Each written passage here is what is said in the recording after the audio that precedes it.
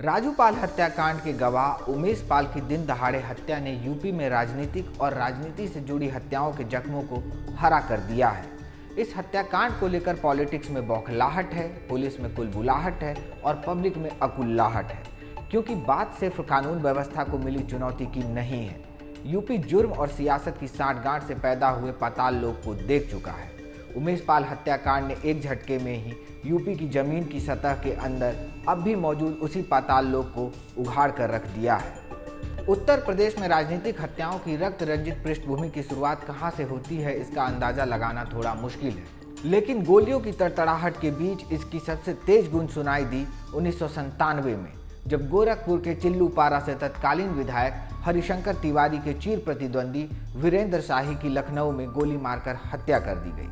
1980 के दशक में तत्कालीन बाहुबली विधायक हरिशंकर तिवारी और वीरेंद्र शाही के बीच वर्चस्व की जंग में दोनों तरफ से कई जाने गई थी, लेकिन 1997 में शाही की हत्या के बाद इस वर्चस्व की जंग में लखनऊ के हुक्मरानों के कान खड़े हो गए थे। हत्या का आरोप था माफिया शिव प्रकाश शुक्ला पर। उस दौरान कई बातें निकल कर आई थीं, जहां एक तरफ दावा था कि माफिया गैंगस्टर शुक्ला ने राजनीति में अपनी पैठ बनाने के लिए इस हत्याकांड को अंजाम दिया था, वहीं दूसरा दावा यह था कि हरिशंकर तिवारी के इशारे पर यह हत्या करवाई गई है।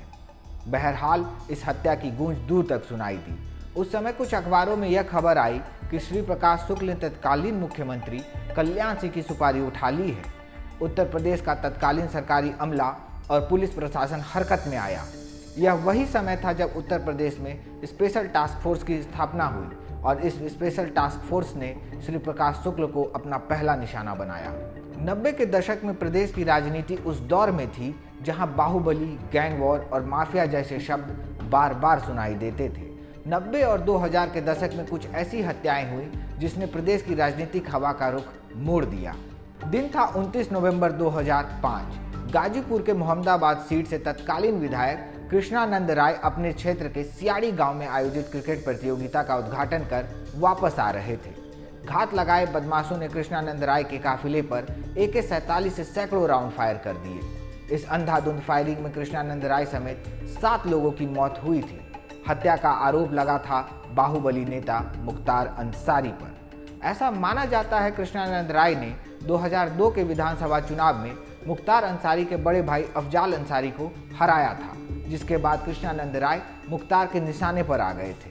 हालांकि इस मामले की सीबीआई जांच में मुख्तार अंसारी समेत सभी नामजद आरोपी साक्ष्य के अभाव में बरी हो गए। कृष्णानंद राय की हत्या के तुरंत बाद पूर्वांचल में हड़कंप सा मच गया। गाजीपुर समेत वाराणसी के कई क्षेत्रों में कृष्णानंद राय के समर्थकों ने जमकर उपद्रव किया। समर्थकों के आक्रोश को देखते हुए बनारस के स्कूल और कॉलेज कई दिन तक बंद रहे थे। कृष्णानंद समर्थकों के उपद्रव को देखते हुए अतिरिक्त पुलिस बल भी गाजीपुर और बनारस में तैनात किया गया था। बीजेपी की तरफ से मोर्चा संभाला मौजूदा रक्षा मंत्री राजनाथ सिंह ने।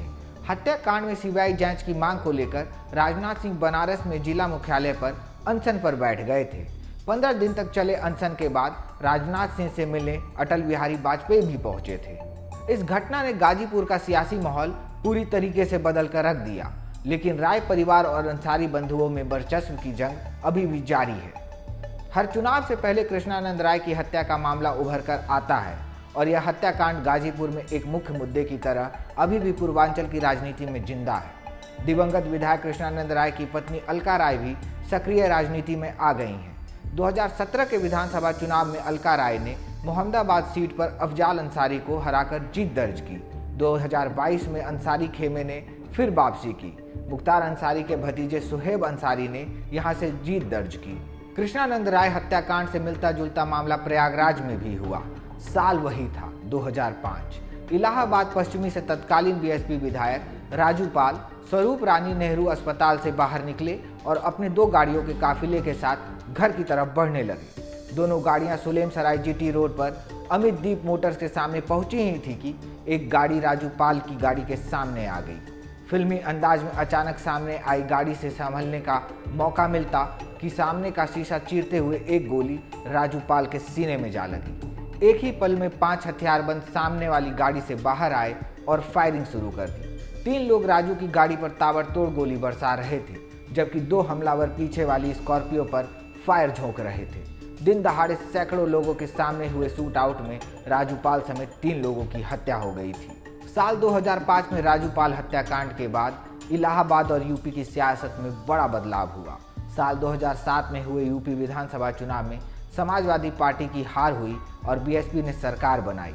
उधर बीएसपी के टिकट पर चुनाव मैदान में उतरी राजू पाल की पत्नी पूजा पाल ने बड़े अंतर से जीत दर्ज की। फिर 2012 के चुनाव में अशरफ की बजाय अतीक अहमद ने खुद पूजा पाल के सामने ताल ठोकी, लेकिन उसे भी हार मिली। पूजा लगातार 2 बार विधायक रही, लेकिन 2017 में मोदी लहर के सामने उन्हें सिद्धार्थनाथ सिंह से हार का सामना करना पड़ा। फिर 2022 के विधानसभा चुनाव में उन्होंने पाला बदला और हाथी का साथ छोड़कर साइकिल पर सवार हो गए। इसके साथ उन्होंने अपनी सीट भी बदल ली। इलाहाबाद पश्चिमी सीट को छोड़कर उन्होंने कौशाम्बी की चायल विधानसभा सीट से समाजवादी पार्टी के टिकट पर चुनाव लड़ा और जीत दर्ज की। पूजा पाल तीसरी बार विधायक चुनी गई हैं। उमेश पाल हत्याकांड के बाद यूपी के सीएम योगी आदित्यनाथ ने विधानसभा में कहा कि इस माफिया को वो मिट्टी में मिला देंगे। उनका इशारा उमेश पाल हत्याकांड के आरोपी पूर्व सांसद अतीक अहमद की ओर था, लेकिन जुर्म और सियासत के गठजोड़ को स्थायी तौर पर तोड़ना है तो इस और उस नहीं, हर माफिया को मिट्टी में मिलाना होगा।